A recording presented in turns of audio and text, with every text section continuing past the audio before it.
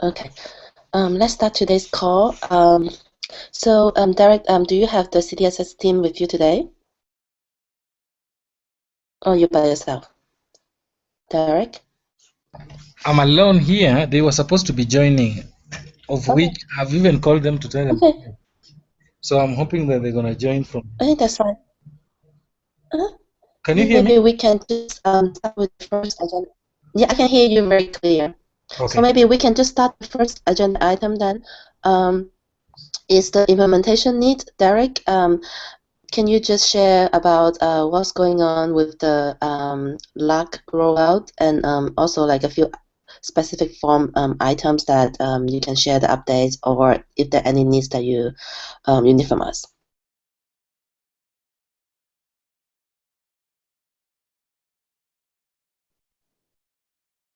Derek? Yeah. Now on implementation needs, what we are doing or what is happening right now is mainly we have a number of devices that we have used and that are out there with the CHVs, and that means that so far data has not entered. It's only one particular CHV that has been able to send or transmit some data to production server, and that was on the day that we had a home visit with the where we had home visits to one of the patients during rollout. And as for today, we were supposed to be going to Kosirai, which is one of the community units, whereby we were supposed to be having screening, and the larger LAC team did do that. But now, when when I told them that we can be in a position to go and also give all the devices, they told me that maybe because of the screening exercise that is very comprehensive and maybe tiresome, they thought maybe we can reschedule this to next week on Tuesday. So far so good. The specific forms on production and the LAC linkage assessment tool. Then we also have the LAC retention tool, and so far I would say the tools are working very well. I can be in a position to save the form, submit the form on production, and view the form from the queue. So I would say nothing So much. when Sorry. yeah, so when is the first day of so when is the first day of LUC rollout? The first day has already taken place. That was on Yeah, when was Wednesday. Last Wednesday, that? yeah, it was done on Wednesday. So how did you guys go around with the cohort issue? Yeah, we did. Savai did visit me here, and we sat all together and put our heads together and decided to create cohorts on based on the community units. And so far, I would say maybe we have eight cohorts for LAC in production server based on the community units that are there. And what we did also is created a we have a test patient in production by the name Derek Luve, whose location was also edited. We edited the location to the specified community units, and that's the test patient that is on the cohorts that we're using. Yeah, that's how we defined. I see. So they Yeah, create a test patient that meets criteria so that you can use when they first start set up the wizard, at least you can finish the wizard all the steps. sorry, I didn't hear well. So it's correct that you create test patients because based on the cohort definition, basically the patient list would be 0 because nobody really have fill out any of those BHQs yet. Yeah, And then so you create a test patient meet the criteria. So at least for each of those 8 cohorts, at least like one test patient will be there. sure. I hear you. Any other question? So let's ask about the screening form. Go ahead. Maybe I Go was ahead, just Derek. I was just asking about any other question. Yeah. So how about this for the screening form? So are you work? Do you know the update on that one? Yeah, an email that was sent yesterday from Dr. Kamano. He did mention that the form looks pretty good, and what he had requested Lawrence to do was to find out whether maybe there are redundant fields on the screening form also existing on the registration form, such that they can be either be removed from the screening form, such that we don't have redundancy of same data maybe going to that. So Lawrence was in the field. Is when he's traveling back, he hasn't like come up or maybe sat down and looked at it. So let's hope by early next week he'll be in a position to give us an update about the same. Okay. Yeah, I think it would be good to work with the form and concept that can be not just about life, but also the additional concept questions are going to be mapped as well, so that they will be ready for programming again. Sure. Mhm. Cool. How about the registration form? Is it working for all these implementation projects, like the oncology, the LARC, and the CDM? Is there anything you guys encounter that you want to share? Yeah, the form is on production, and so far I Mhm. haven't had any complaint from any of the teams. Maybe the only team that I thought maybe are having a problem, or maybe the oncology team, but I spoke to them early this week and they said they are okay with it and they could find their locations on the form. So I would say the registration form is good. It's working right. Yeah. Okay, cool. Uh, yeah, so the last item for the last project is the costing form. So Streeting earlier this week, and do you know if anyone's got a chance to spend time to test and provide feedback?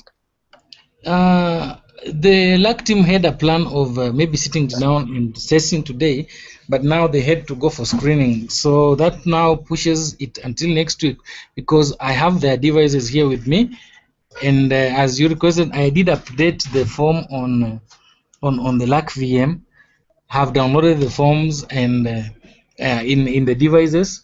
So the problem is that maybe I don't have, yeah, the people are not here. That is Rotich and the LAC team Uh-huh, at large. uh-huh. So I was talking to him and he said that maybe on Monday we can sit down and test once as a larger team and give feedback to you guys. So I would say let's push it to Monday. Okay. Sure. Okay, so we'll hear from you guys then. Sure. Mhm. Okay. Yeah. You also mentioned that the CDSS team has some issues that they encounter. Do you want to mention about those as well? Not really issues. There were some of the problems that we're encountering while setting up the devices, and also it were also just good for them to also have to join this particular group in the discussion that we've been having, because these discussions are good for all of us who are working on mUzima. Yeah, and since they had some few problems, and I and Savai sat down together and tried to find out and generate even the errors, but we couldn't. The only thing that we found out is either you'd find that one of them had mentioned that during installation, for example, downloading forms, you'd find that the specific forms that are being downloaded, the device could either be too slow or halts or pauses for a little bit, then continues on its own. So we came to find out that maybe this is a connection issue. Maybe they are not using reliable connectivity during setup of the devices, of which we have advised them. And also, at times when they get those crash reports, we came to find out they get those particular crash reports because the system has logged out and yet they assume it hasn't. That happens especially whereby if they leave the phone that they were using for several number of minutes while it's not being used, attend to a particular issue, then come back and still want to continue. So you'll find that they'll get a crash report, a log out crash report.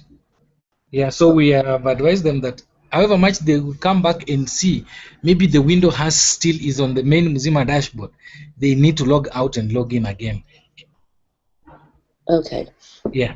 So please update on that particular ticket because I think it's a little bit frustrating for them that they thought it's really the APK, but it sounds like it's the connectivity issues.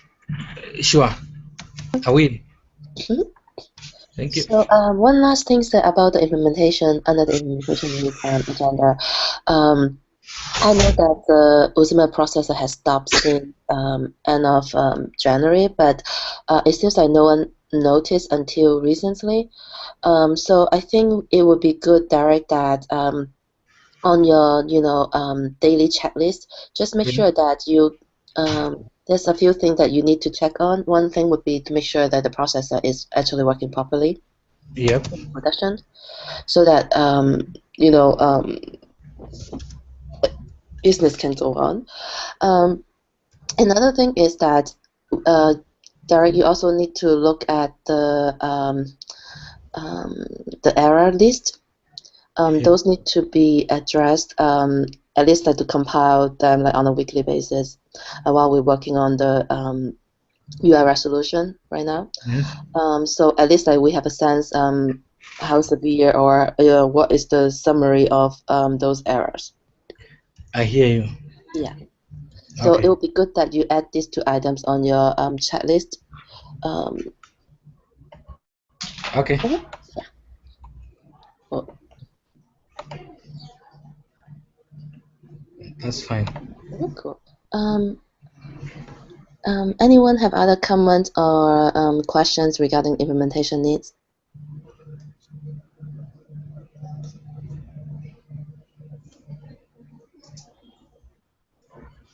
Okay. So Simon, next one is your item, expand the cohort. Are you ready to do a demo?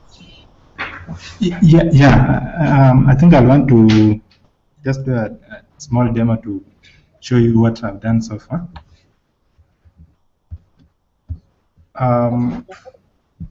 So I've actually completed the first pass of the cohort, which was as per our requirement. We thought of creating a scheduler task that would be running every week to generate a cohort by as per saved criteria. So I've done a module which currently I've installed on the cloud server. I think I'll show you the screen. Let me just share my screen. Sure.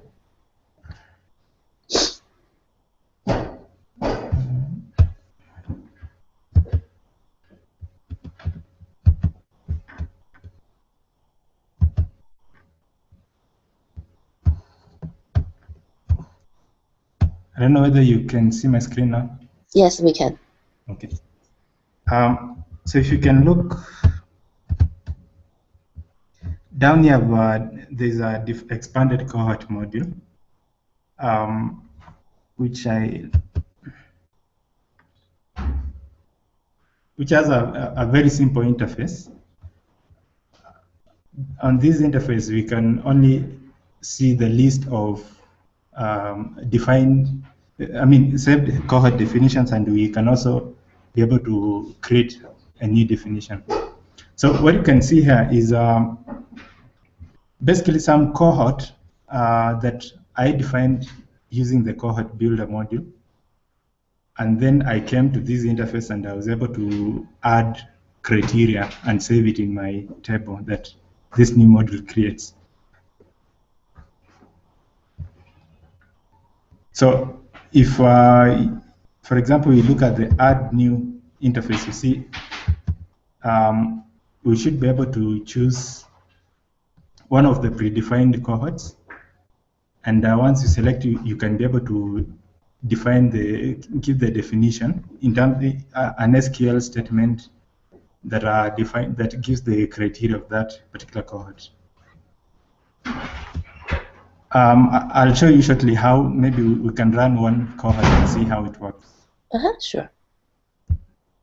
Now, on the Schindler module, if you go to Manage Schindler, you can see I've added an entry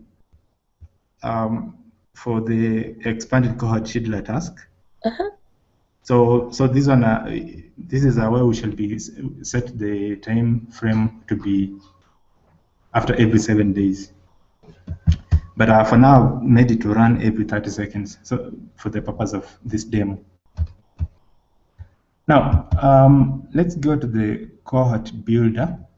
Now, in this cohort builder, what we have been doing previously, we were specifying the criteria for the patient list that we need. For example, if you say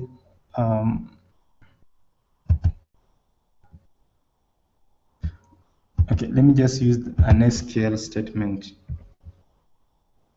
that I want to use in the example.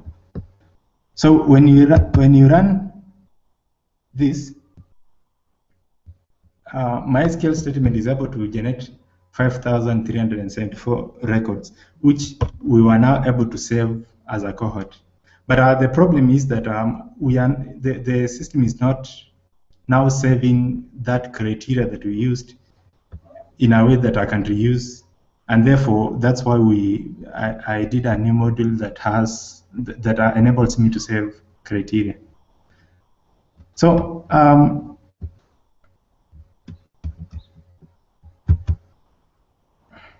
so ideally, what I expect now, how we shall be working, as for example, as with the LAC team, initially we do not have any patients that meet criteria for the cohorts that we want. So at this point, I assume we shall be saving a cohort that actually has no members. I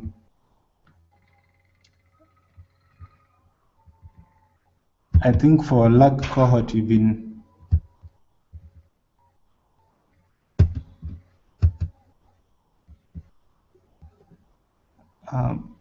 okay, we don't have members here. I think it's okay. You can just pick any of those location. Okay. So yeah, I would use the under the search by encounter box any location. Yeah, that one. Yeah. Okay. So let's say we Should. Okay, let me try without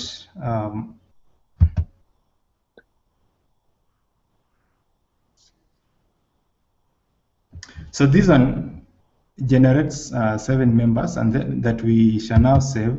Let's say we are saving it as our LAC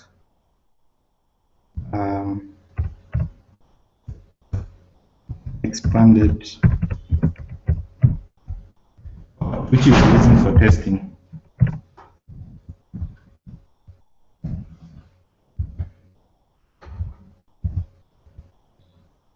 So once that is defined,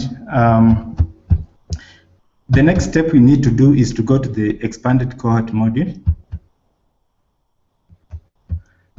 and now create a new definition for it so that it is saved in our module. So there is the LAC expanded cohort module. The SQL definition, let me just reuse what I had done earlier, which is basically going to select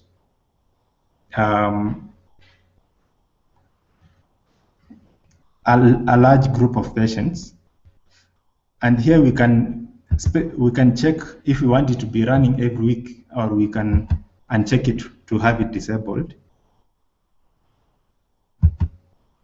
and we save it. So at this point, I have defined 2 I have inputted two cohort definitions. One has been able to run every week. One will not actually be running until we change this status to true. We can change it by viewing the cohort and choosing that you want to edit. And then at this point, we shall be able to say, enable weekly runs. But let me just turn it off so that we test with only one.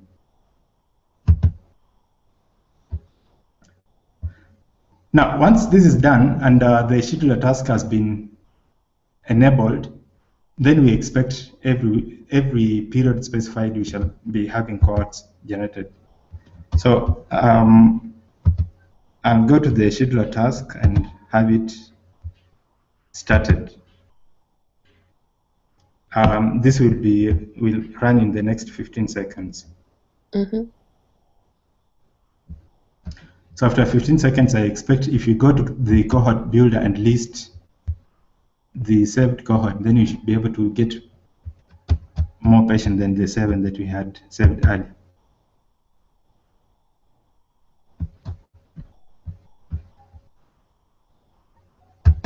Yeah, it would be more if we have more patients meet the criteria after last run. Yeah. Yeah.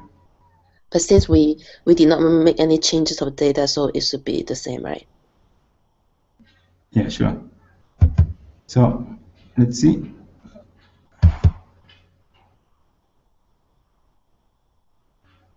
So you see, we had saved only 7 patients, but after the 15 seconds, you can see the record has increased to more than 5,000 after the scheduler task has run. So basically, that's it. Can I ask you a question? Yes. It's JJ. What happens to the, if say there was 10 members in the cohorts, it gets updated. Are you voiding the old members, or what happens? Are you keeping track of the members in your own tables? I guess it doesn't look like. It looks like you're still using the cohort member table. Do you just void the old ones and then add new ones, or how does it work? Do you void everybody? No, I don't void. Actually, I only add members to the cohort, those who are not existing previously. So when I generate a new cohort, I will check if a member is not already existing, then we add. But if the member is existing, then you don't add. So once you're in the cohort, you're always in the cohort. Yeah. Even if you no longer meet the criteria. Yes. Actually, that is what we wanted as the definition of an expanded cohort, is that we shall be adding members and not removing members, even if they no longer meet the criteria. So JJ, this is the first pass of the expanded cohort. So with the current cohort builder, it creates a static list, and that criteria only true when it on the time that you run. And as time goes, there's new patient, it into meet the eligibility criteria and things like that, and some might be drop off. However, for our purpose for the first comprehensive cohort list, we just want to capture anyone since the inception date, so that we just like add anyone that who eligible since the inception date. And then the next phase is that we're going to add more metadata to indicate whether the patient is eligible or not eligible based on the current date. And then it would keep track on, we'll have a marker yes or no, that whether the client is like eligible as of today or not. So with this model, we can satisfy different implementation needs, because some of the projects, they will say, oh, I only want to know any clients that who are eligible as of current. Some of the some of the implementation, they want to get like a comprehensive list since the enrollment. So that's why we come up with this model. It just gives more flexibility for the different projects to decide which definition they use. Okay. All right. I think we need to think about this, Ada, because you're very focused on these designs for LARC. And this doesn't really take into account other AMPATH needs. And it wouldn't really be a lot of work, I think, to I'm very concerned that you're really guiding these things towards what those particular projects need, and those are not necessarily generalizable. Is there documentation for what the plan is? Yes, actually, it's more generalizable than it looks like. Pretty much that this will satisfy different needs, because when you think about it, it satisfies the needs of being dynamic cohort definition. It also satisfies the definition of static cohort, and also satisfies the definition of comprehensive. So what are these definitions that you're talking about? So Dynamic, it's already comprehensive. Yeah, it's already documented on the wiki. Yeah. So where did they come from, though? Who's the one that's coming up with these terminology? We discussed on this on here also with Burke as well. Yeah. Okay. So we have comprehensive, and what does that mean? Comprehensive means like because like patient criteria would change as time goes. So at any point between the inception date to current, the clients has been satisfied to those criteria at any point within the time period. Okay, and what does dynamic mean? Just that you can be added to the group later. It's just like, yeah. So and the ad hoc thing. So when you run today, it only any clients that who meet the criteria as of today. So that we don't need to look at like a timeline thing. Okay.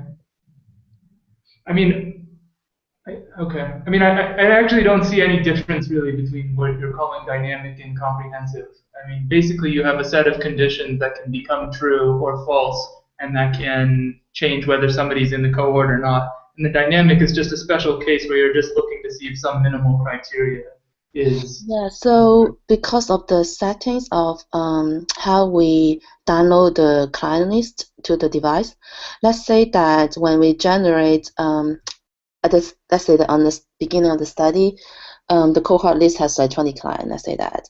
And it was like in January. And then 2 weeks later when we run the definition again, and the list could be, maybe 3 of those clients no longer meet those criteria, let's say it becomes 17. And then we add 1, and then with 1 new patient meet the criteria, it add 1 more, so like 18. So when you try to generate the list, it becomes 18 instead of like 21. So that's the difference. If it's comprehensive list, it will give you 21 clients because it added additional 1. But that it's exactly that definition that I'm concerned about. Is that you're using definitions that are mUzima specific to talk about cohorts. So do you have other suggestions that we can consider? Yeah, I think we should be working on the comprehensive cohorts at the same time. That's what I'm saying. Can you explain a little bit more, KJ? I think that the concept of a cohort is, you could say that there's a few criteria that we could add on. One is that as the definition changes and the truthfulness of a patient remaining in a cohort changes, then they can be added or removed. And then the second, that's what I think is the most important. Is there a reason for mUzima why you would want to keep patients in the cohort who no longer qualify? Yes, because because when we, let's say that when the CHV or the CHW, when they download the cohorts, let's say that they would say, because we do like a delta thing, so anything changes, it will make changes during the download, and then maybe some of those clients, they actually need to follow up because they haven't been there, they haven't shown up to the, they could not get a hold with them, like let's say like for X number of weeks or something like that. And then if you just get the latest information, like doing the dynamic one, the CHV or CSW would not be able to have that particular patient client record on their device. But it goes to the nature of a cohort. All right. If you're defining your cohort properly, then nobody should be left out. That doesn't belong. So the ideal way actually is to use the program workflow, and that feature is not really working because if we use the program workflow, that's exactly for this purpose. This is just a workaround for us to get the comprehensive list. Independent of whether there's an alternative method for doing this, what I'm saying is that you can define the cohort however you want. Now, if you want to define a cohort such that nobody can be removed, that should be in the cohort definition. That shouldn't be in the programmatic aspect of doing these extensions. And it's possible to define the cohort that way. Okay, in SQL, and then the idea is that the cohort should be something that those conditions that are in the cohort definition define who stays in the cohort. That's what I'm saying. Does that make sense? Yeah, maybe it would be helpful. Maybe you can help us to maybe put a comment on that wiki page, and then we can continue the discussions on that one. Sure. Thanks. Thanks, JJ. Anyone have more comments or feedback?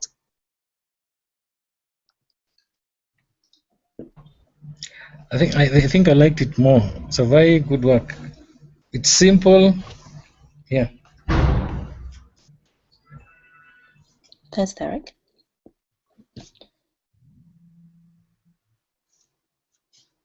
Yeah, I want to echo what Eric said. I think it looks very nice right now, and it's nice to just see something working. So, well done. Yeah.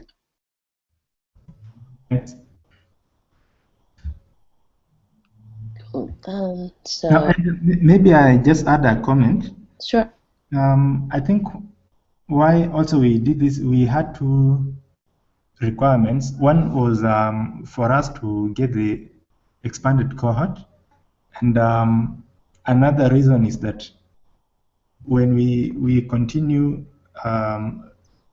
registering members or having new members that qualify to belong to a cohort, we wanted it to be updating it, to keep updated as time goes by, and therefore there was that second need for a scheduler task. So there is the definition of an expanded cohort, but also there is the need for a scheduler task that would help us in running periodically, so that we can have the latest version of that cohort. So even if it was static, then we would still probably want some scheduler task to run the latest version of that cohort. Yeah, absolutely. The idea is that cohorts are always changing, or potentially always changing, and so the only way that the system knows is by rerunning the set of conditions to determine who belongs in the cohort. And one question, or not one question, but I know that you're just trying to get something working right now. But why did you choose 1 week as the amount of time to update, and why not just make it that configurable, or is that the plan? Yeah, actually it's configurable through the scheduler task. Yeah. And okay, the another challenge that we had with the cohort that the system runs every week is that it generates as a report that is exported actually through some report, maybe through some file, and that is done through the reporting module. Now the problem with the reporting module is that it does not update the cohort member table in the database, but it only exports the list. And what updates the cohort member table is the static cohort, which only generates once when you define it, and it never generates it again. So the scheduler task now was to enable us now to have the system to be running and updating the cohort member table as we would wish. Yes. Yes, I mean, I think that's why you're working on this, is because it only has the concept of a static cohort. Yeah, that's it, Eda, the comment I wanted to make. Thanks, Simon. Savaya, I may have interrupted you. I don't know if you were did you finish the demo? Yeah, I did. Okay. Okay. Wayne, do you have a comment on this one, Wayne?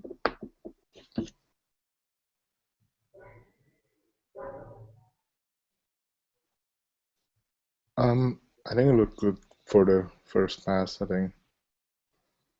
Cool. So let's move to the next item then. It's about versioning.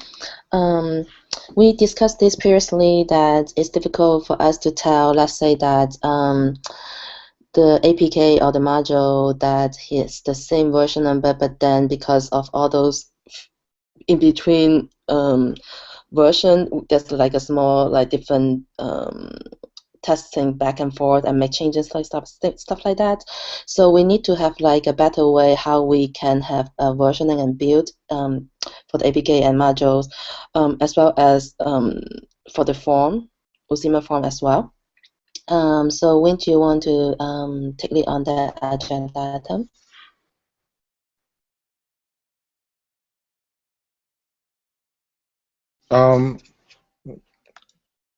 I think there's two questions here. The first one is we want to create a version number for the form, and then we want to have the version number for the APK itself.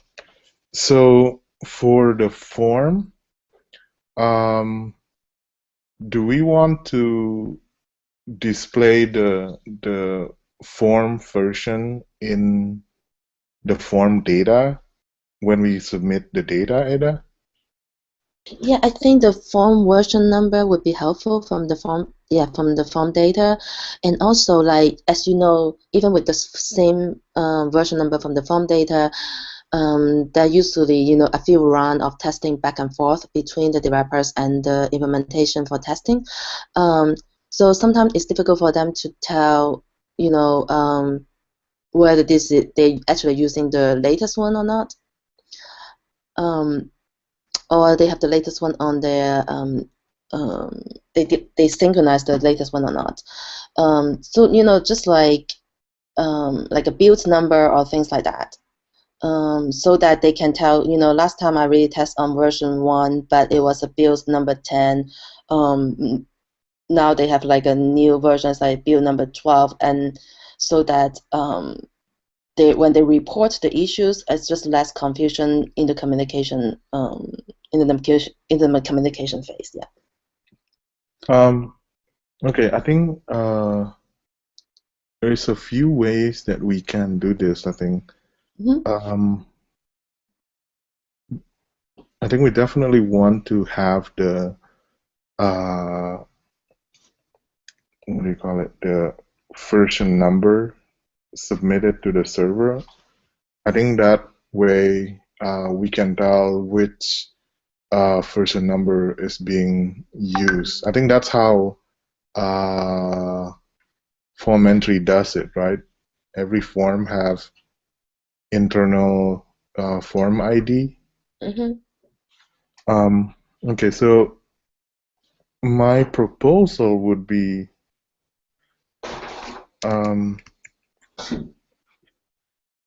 to have something like this.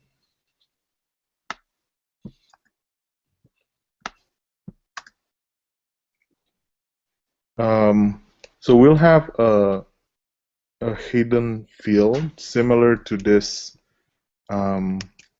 patient UUID input field. Mm-hmm. And then for the value, we'll assign the git build number. So we can extract. So what we need to do is we'll have the HTML going through a pre-process mechanism where we can add this more data into the HTML. So using, for example, grunt tasks to process the HTML. For example, this one grunt task will allow us to extract the current commit hash, current commit time, or whatever extra information we want to add. And then using this one, followed by another processor, it's a string substitution for HTML, basically. We can use this pre-process and then do something similar to like this. Similar to like this one. So the echo release tag will basically insert release tag information into this HTML. It's going to be similar in our case where we will put git information, for example, this sort SHA into the hidden field similar to this one. I don't know if you guys getting me or not. So this would grab the version number, right? How about this one will get the last commit hash. Okay, I think that would be good then. Yeah, so it's going to be similar to, let me just create a fake tag. Form commit. And then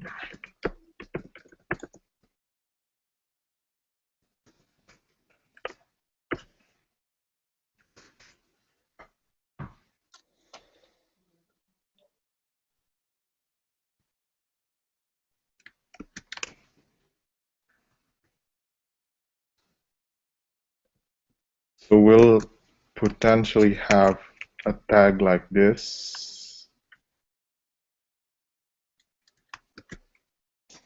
inside the form, or we can call it something else.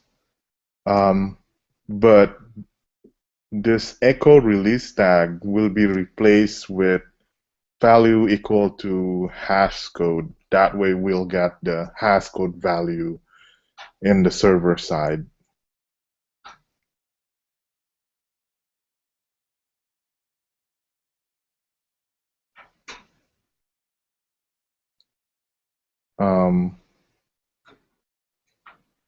Do you guys think this would help?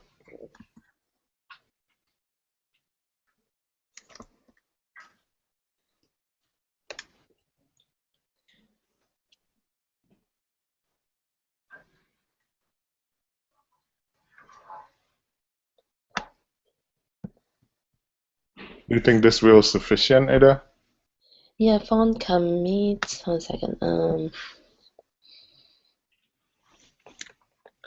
So the commit is the commit. So this is from. If I can open this. I cannot open the website.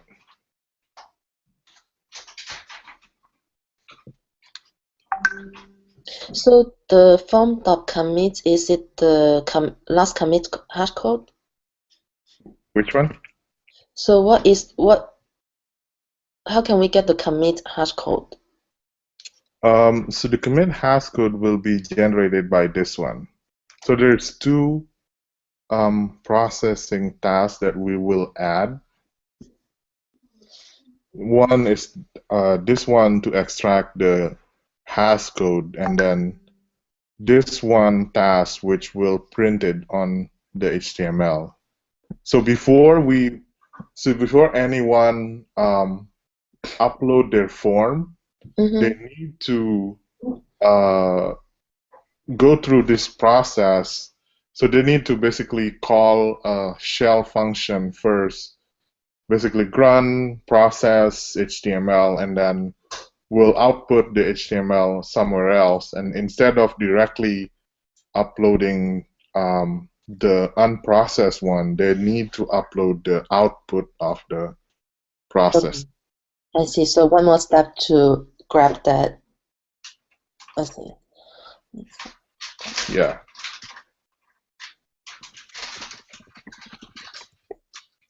I wonder if other people follow this.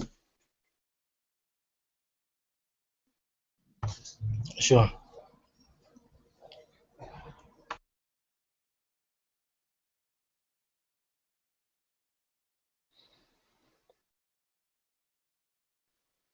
Okay, cool. I think they all say yes. So that is for the form.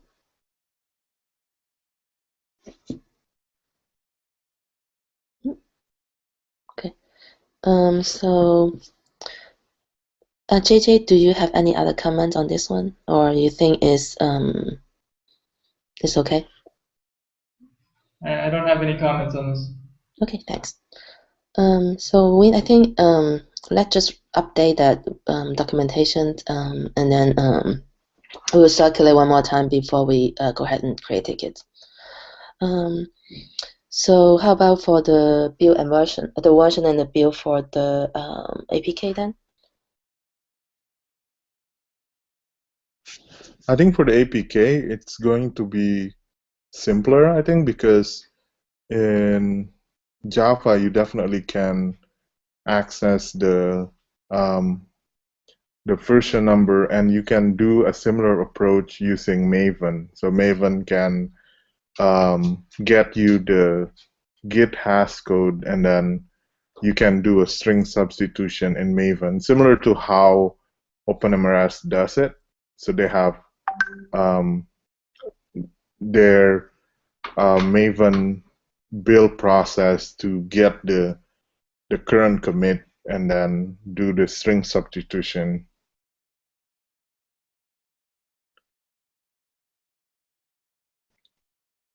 The process is going to be pretty much similar to this one. Okay. Yeah. So how about for the modules then? The related modules, will we follow the same? I think we can do the same as well for the module. Because I think that's the new convention. If you look at the way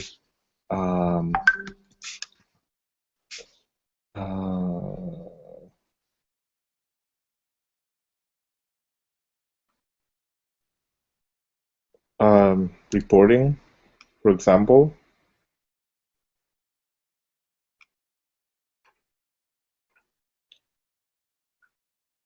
I think they put a hash code in the module version.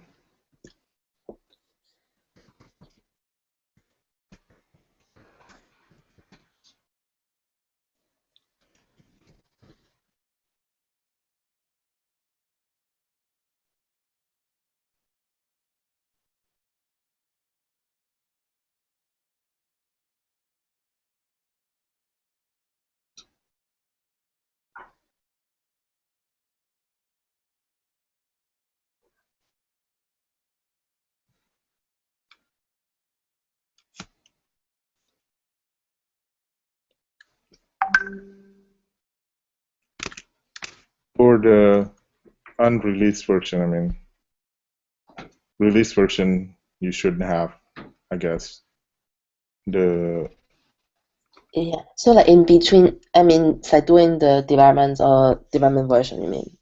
Just used to have. Okay, yeah. I think that's sufficient enough. At least like we can tell the difference. Yeah.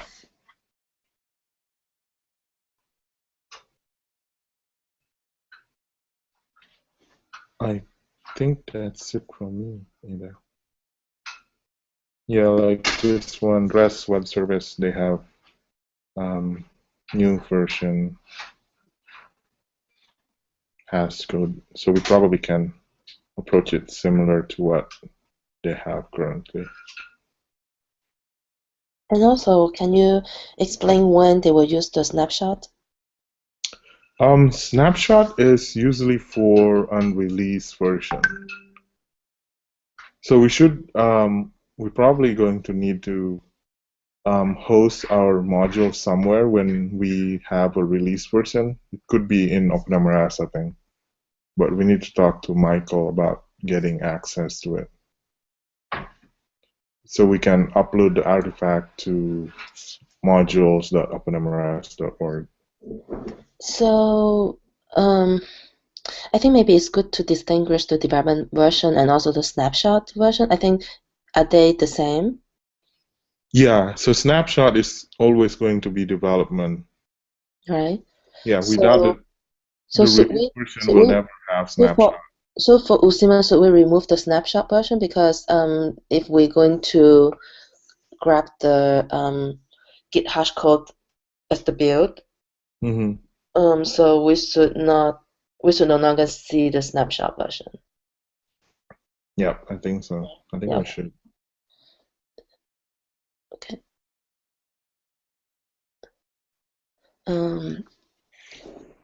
Let's see. Yeah. So Simon, what do you think?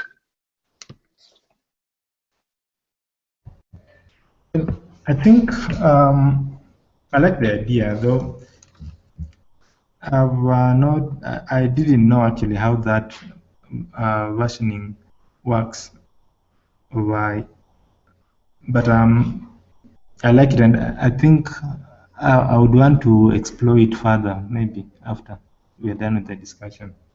Okay, good. So we can update what we discussed today on the wiki page, and then Simon, you can just go there and add your feedback there after you look at it a little further.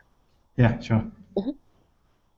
So how about we just give ourselves like 1 week timeline that we will make a decision which route we go to, and then we'll create related tickets and start working on those. Cool. Yeah, I think that would be really helpful when we have the version and build number, so that at least like when the users provide feedback, we know which one they're talking about. Yeah. Okay. Yeah. Thanks, Win. All right. So, is there any other comments, feedback on the versioning? Okay. If not, we have 3 more minutes for other business. Anyone have any things they want to share or discuss?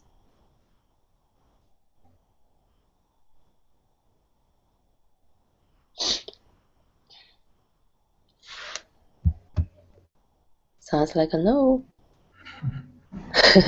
Okie dokie. Thank you, guys. Have a wonderful weekend. Thank you. Bye. Have a good weekend, everyone. Bye-bye.